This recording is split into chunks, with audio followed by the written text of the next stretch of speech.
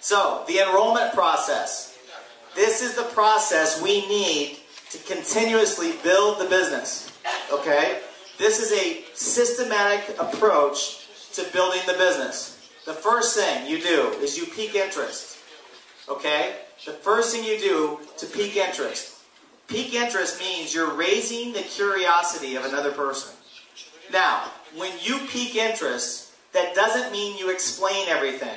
That just means you get them curious about the business. Does that make sense? I'm going to talk about this a little bit more. The second thing we do is we edify a third-party expert, or we bring in a third party. That's the second step. I'm going to talk about that in a second as well. Then we do a presentation and a quick start training. Every single time you do a presentation, when you're showing the business model, how it works, you need to take 5 minutes and show them the apples. Why?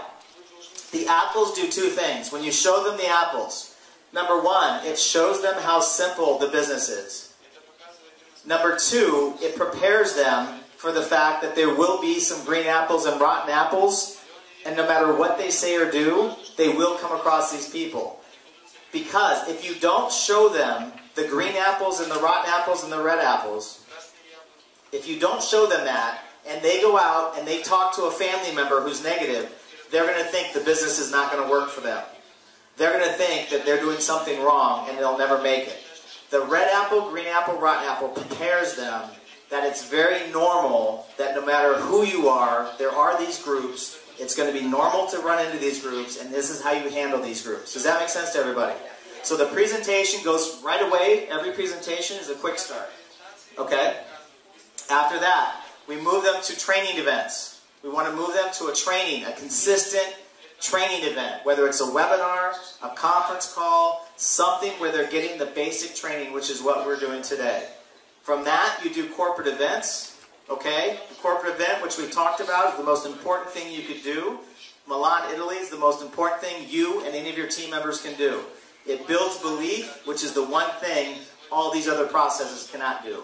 We give you 100% belief and confidence that if you go to work and you go sort for red apples, you'll have the success you want. And then basically this continues and you keep repeating this cycle. So for every new representative, they go through each process. Each of these steps is very important. With each step, you increase the belief of your new distributor. With each step, you increase the probability that your new distributor will have success. If you skip any of these steps, you are diminishing your possibility. The more steps you go through, the higher percentage of success you'll have with distributors. The less steps you go through, the smaller percentage of success you'll have with distributors. Does that make sense to everybody? Peak interest, real quick. I gave the example earlier. Don't worry about writing this down because we have these printed out for you. We have these and we're going to hand them out, so you don't need to write it. I just want you to focus and understand why this works. Okay, the number one mistake people make when they go out and they start talking to people about this business is they start telling them too much information. How many of you did the same thing I did? When I first started calling people, I was doing this. Steve, oh my gosh, you have to come to my house, you have to check out this business, it's the most incredible thing you've ever seen, you can't even understand, there's so much money in it, everyone's so excited, the products are great, this thing's going to go global, we're going to make so much money, you got to go to my house right now. How many of you did that? Okay, most new people will get so excited that they do what's called, they fire hose somebody. You cannot give someone a drink of water with a fire hose. Right? You have to give them a sip. Our job to be successful is to go through and to drop everybody's wall. How many of you have noticed that human beings have huge walls up? Right? We protect ourselves. We're very skeptical in nature as human beings. We think we've seen it all, we've heard it all, we've been through some experiences that were not pleasant in our lives, and so we tend to try to protect ourselves, right, from new things and new people that we don't know. How many of you would agree with this? I think personally two cultures that try to protect themselves the most, that have the most walls? Well, three. Russian, big wall. But once you get past the wall, they're the best people ever. Israeli, big wall. Once you get past the wall, they're family, right? And French, big wall. If you could ever get past the wall. Right? But all of us as human beings have a wall up. We all protect ourselves. All of us, what's the number one thing we all have in common? We are busy. You know, we are busy. Hey, do you want to check out a movie? No, I don't have time. Hey, do you want to go to this restaurant? I can't. I don't have time. Hey, I'm having people at my house. Do you want to get together? No, I don't have time. How many of you would agree that's the number one thing that everybody has in common? It's the number one epidemic in the world is no time. That's the number one thing that prevents people from living life. That's the number one thing that's causing people illness, is the stress and no time. So, our job, if we're doing this appropriately, is to bring down people's wall long enough for them to decide if they're a red apple, a green apple, or a rotten apple. If you want to change people's lives, get good at not saying too much. Get good at just making them curious, and get good at bringing down their wall long enough. They'll decide if they're a red apple. They'll decide if they're a green apple or if they're a rotten apple. Our job is this. So, my approach, very simple. So, hi, it's Jeff. How's it going? And then I say, listen, do you have a minute? The reason I say, listen, do you have 1 minute, is because if you catch somebody in the middle of something, they're not going to listen to you anyway. They'll be like, no, hey, I can't talk. So, what you do is listen, do you have a minute? If they say yes, then you proceed. If they say no, then you say, listen, very important, when can I catch you for about 1 minute? I have to talk to you. Does that make sense to everybody? Okay, the first thing I say is, I know you're busy and you don't have any extra time. Why do I say this? Because what's everyone's number one excuse? I'm busy, I don't have any time. So, if I say to you, I know you're busy and you don't have any time, most of the people are not going to say it back to me because they're going to look silly. Right? Because if they say to me, well, Jeff, I'm sorry, I'm busy. Yeah, I know. I'm the one that just told you you're busy. Right? So they won't do it. But if they do it, you're like, yeah, I know. Weren't you listening? I told you. I know you're busy. I know you don't have time. But, the word but cancels everything before it. So first you acknowledge they're busy and they don't have time. And then you say but, which cancels it. Make sense? If there is a way to generate an income, additional income, without changing your schedule, would you want to know about it? Not would you want to do it, not would you want to join, not would you want to try the products. If there is a way to generate an extra income without changing your schedule, would you want to know about it? Now, how many of you, I know you're busy, I know you don't have time, but if there was a way to generate an extra income without changing your schedule, how many of you would be interested? Look around the room. This question gets the answer you want 90% of the time. People are going to say one of two things. Yeah, or yes. Or yes, what is it? Make sense? Now, if you get a yes, or what is it, you've brought down their wall long enough to now listen. Now they'll listen. All you want to do is get them to listen. If you call them up super excited about the business and you start rambling on about the products and you start talking about the opportunity and you talk about residual income, they're going to be like, hey, I don't have time. How many of you have experienced this? Now, you don't have to say this. I'm showing you what has built a huge organization globally. I'm showing you what we figured out, and once we figured it out, we got everybody saying the same thing. And guess what? 9 out of 10 people were, well, yeah, what is it? That's all you want, is the permission to tell them what it is. Once you get them asking you, what is it? Or saying, yeah, I'd want to know. Now you've got their ear. Now they're listening. That's all you want to achieve. Does that make sense to everybody? So tell me what. Tell you what is it? I'll get into this. Here's the rule. The moment you get them to say yes, I want to know, or yes, what is it? You have a very important choice in that moment. In that moment, you are either going to be successful or you're going to fail.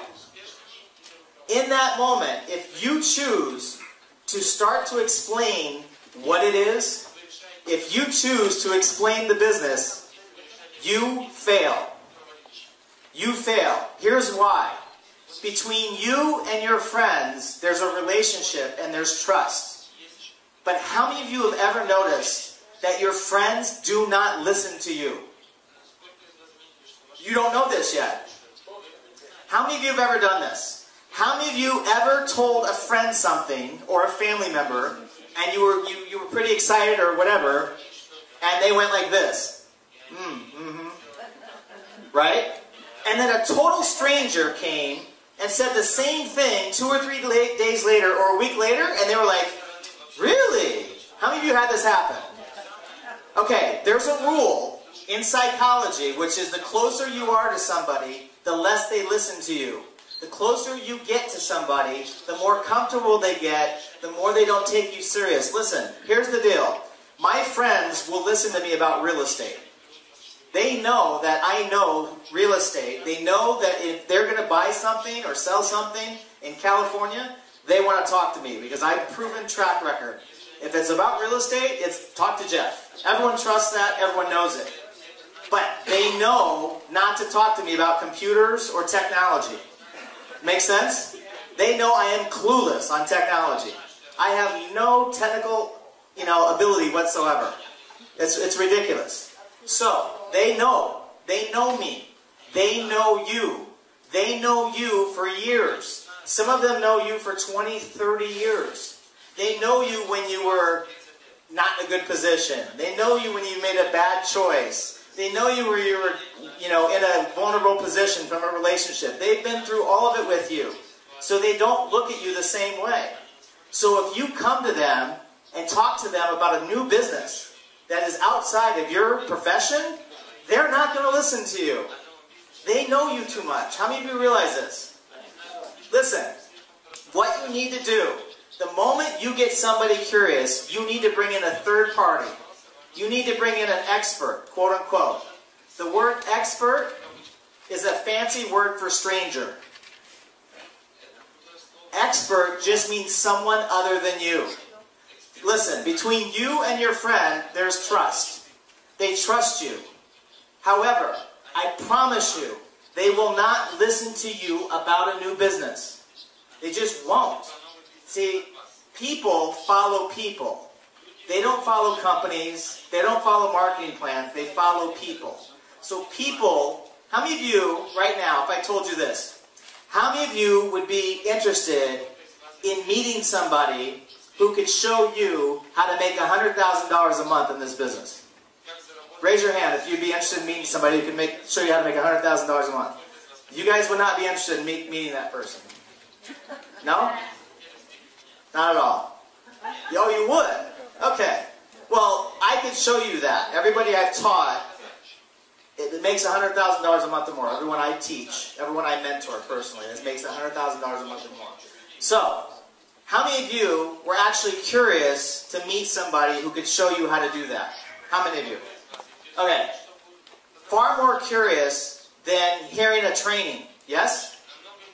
Far more curious than hearing a business. Far more curious than anything. Here's the deal. People will always make time to meet successful people that could take them to a better place in their life. People will always make time to meet somebody who could improve their life. They don't necessarily going to make time for a business because they don't have time. They're not necessarily going to make time for great products because they think their life is fine unless they're in a physical state. But they will make time to meet somebody highly successful. Between you and your friend, there's trust. They trust you. You bring in a third party that has success and has credibility, then they're going to listen in a whole different way because it's not you. The closer you are, the less they listen. You edify the third party. To edify means to build the credibility. And now, once you give the credibility to that person, they will respect the person long enough to listen. Does that make sense to everybody? How many of you have seen this happen in live? This is important. How many of you have actually seen a three-way call? How many of you would like to see a three-way call? 2 of you? 3 of you? Okay. I'll show you really fast what a three-way call looks like. Okay? I'll be both the person piquing interest, I'll edify, and then I'll be the expert, so you can see all three. Okay? Would you stand up just so we can use... Okay. I can't remember your first name. Rafi. Okay. Rafi, you're going to be my prospect. Okay? Aran's going to be my expert. Okay? So, just be normal. And be either a red apple or a green apple. Whatever you like. Okay? Now, so I'm going to call Rafi, and Rafi and I are friends. Okay? So, ring ring. Hey Rafi, it's Jeff Carlisle. How are you? Good. Listen, do you have 1 minute? Depends. That's a yes or a no. Do you have a minute? Great. I don't take any, it's like, hey, yes or no. Well, just go with it naturally and see what you'd be. Let's do that. Rafi, I know you're busy, and I know you don't have any extra time whatsoever. But if there was a way to generate additional income without changing your schedule whatsoever, would you want to know about it? Yes? Okay, listen. Okay, I got him to say yes. Immediately, I take it off of me and I put it to my third party. Listen, Rafi, there's someone I want to introduce you to. There's a gentleman that I think you would get along fantastic with. He's extremely successful financially. Prior to current, he was a very top attorney in Tel Aviv. He had an office of over 20 people. Very successful guy. Now he's currently expanding a company that's doing over $250 million in the area. And literally, he asked me who the most successful people I knew. You guys with me or no? He asked me who the most successful people I knew were, and you were at the top of my list. I don't know if you guys will ever do anything together business-wise, but I know he's someone you would definitely want to meet. What's a good time when I can introduce you for about 3 or 4 minutes just to say hi to him? I think it's going to be tomorrow in the afternoon. Okay, do me a favor. What time tomorrow afternoon? After 4 o'clock. After 4? Okay, do me a favor. He's extremely busy and extremely successful, and I'm very lucky just to be able to get him on the phone. He wanted to just say hi and meet you because I told him about you. And if you say it's 4 o'clock and I schedule it, it must be 4. You can't change on me because you can't make me look bad. Is that okay? Okay, great. Now, I call my expert, Aram, and I say this. Aram, hey, it's Jeff Carlisle. How are you? Hi, Jeff. I'm fine. What do you do for a living? Diamond dealer. Diamond dealer. Oh, great. Okay. So, good to know. Note to self. Okay. So, Aram, listen. I have a friend of mine, Rafi, who I just talked with. He's open to having a conversation with you. I asked the simple pique interest question. He said, yeah, sure. I told him about you, your success, and he's a diamond dealer. Works a lot of hours. He's been doing this for many, many years. Right? I'm profiling. And, he's a very conservative, strategic kind of guy. So he's very methodical. He doesn't take a lot of risks normally. He's very, very conservative, very smart, very intelligent. But I think he could be great if he got in the business. All he knows right now is the pique interest question. Okay? So I'm going to... Am I accurate? Yeah, I'm almost pretty accurate. For not knowing you at all. Are you? Lately? Okay. Earlier you weren't. Okay, good. But before he wasn't. I'm pretty good at profiling. So, now, I'd say, can you please make a call around 4 o'clock tomorrow because that's the window he gave us.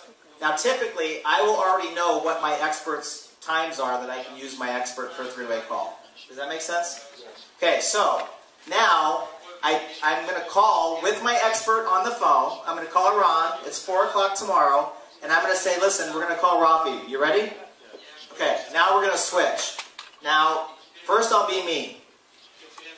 Rafi, hey, it's Jeff Carlisle. How are you? Listen, good time, yes? Yeah. I have the person I told you about, Aram, on the phone right now, and I want to introduce you. Aram, this is Rafi. Now I'm Aram. Hi, Rafi, how are you? Good. Nice to meet you. Jeff told me about your success as a diamond dealer. Congratulations. How long have you been doing that? Almost 30 years. 30 years. Wow. Well, yeah, he told me you've had a lot of success, and he spoke very highly of your character. He said you were somebody very intelligent person. Well, listen, here's what's going on. Based on what Jeff told me about you, we're looking to identify 3 or 4 people in the greater Tel Aviv area. Wherever it is, the greater Tel Aviv area, I can't pronounce it anyway, the greater Tel Aviv area who really don't need to do anything extra in their life right now. You have a great career, already making great money, probably don't have any time in your life, but based on who they are in the community and their credibility in the community, could possibly open some doors, make some introductions with what we're doing, and generate a serious income with that. And I was just curious if that'd be something interesting for you.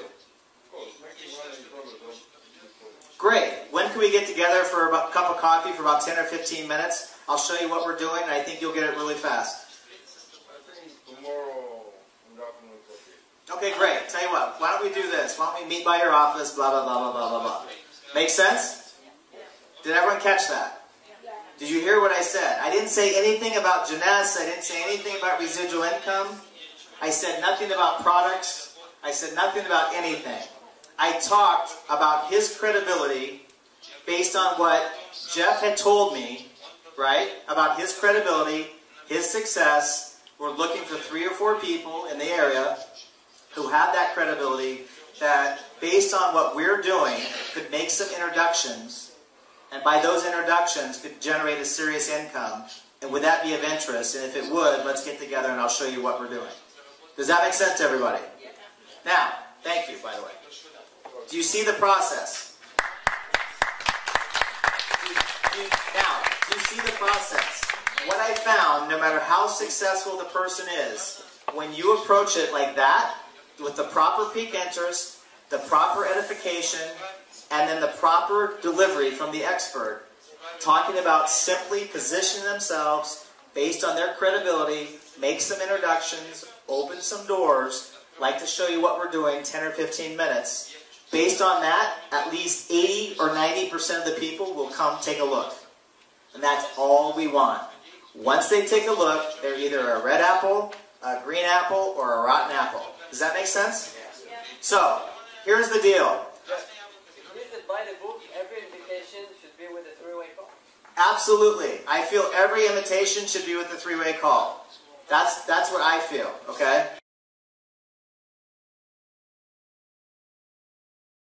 Another point. When you do a 3-way call and you introduce, you are done talking. You have nothing to say. The expert does the talking. At the end of the call, hang up the phone. Hang up the phone. The big mistake that everybody makes, I forgot this one. The big mistake, I get Iran on the phone with Rafi.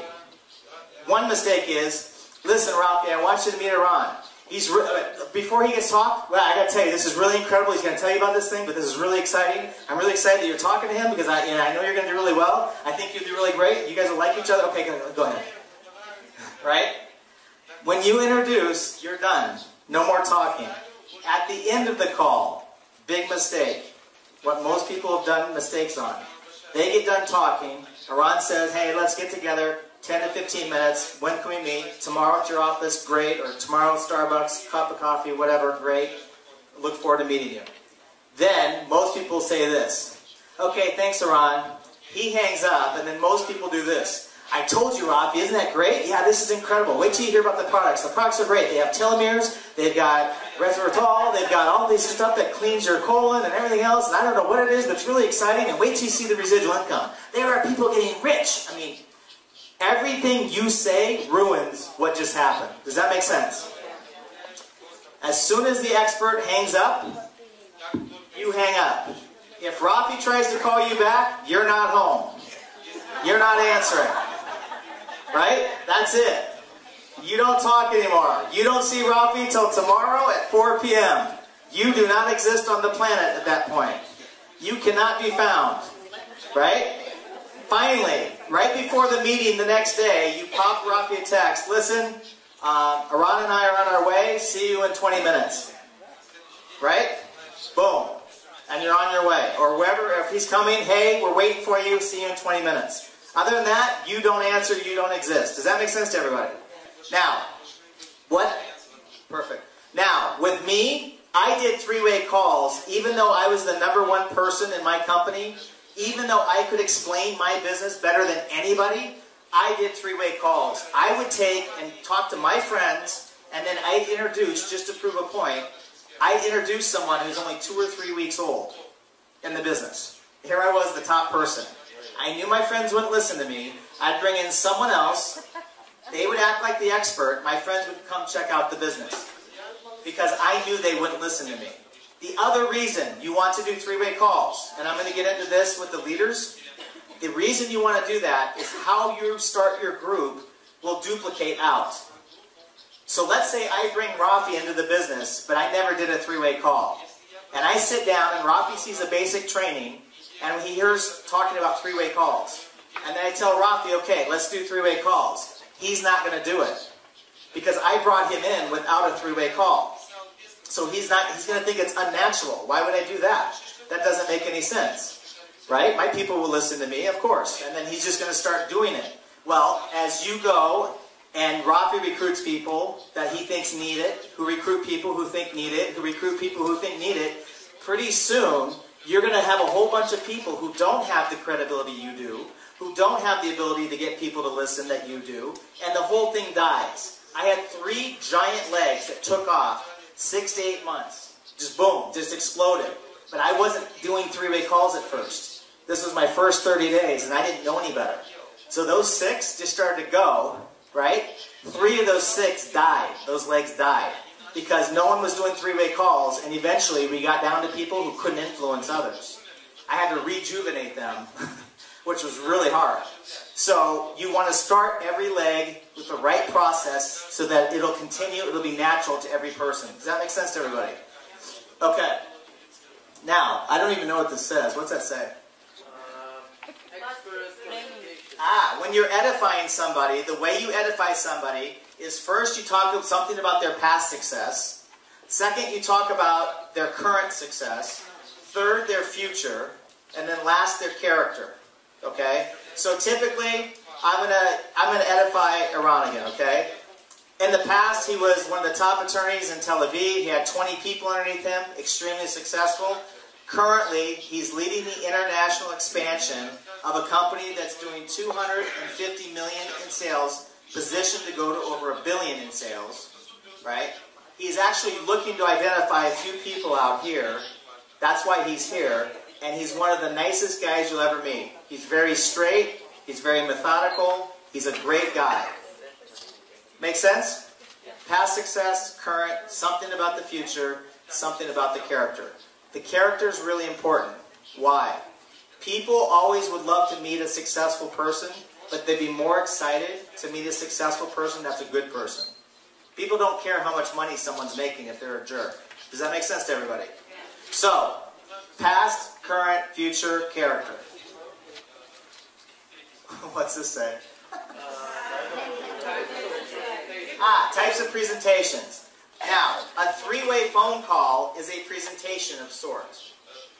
It's kind of a presentation. You're actually doing something to move the person. So, from every time you pique interest, you use a three-way call, they either move to a cup of coffee, they move to a private business reception in a home or office.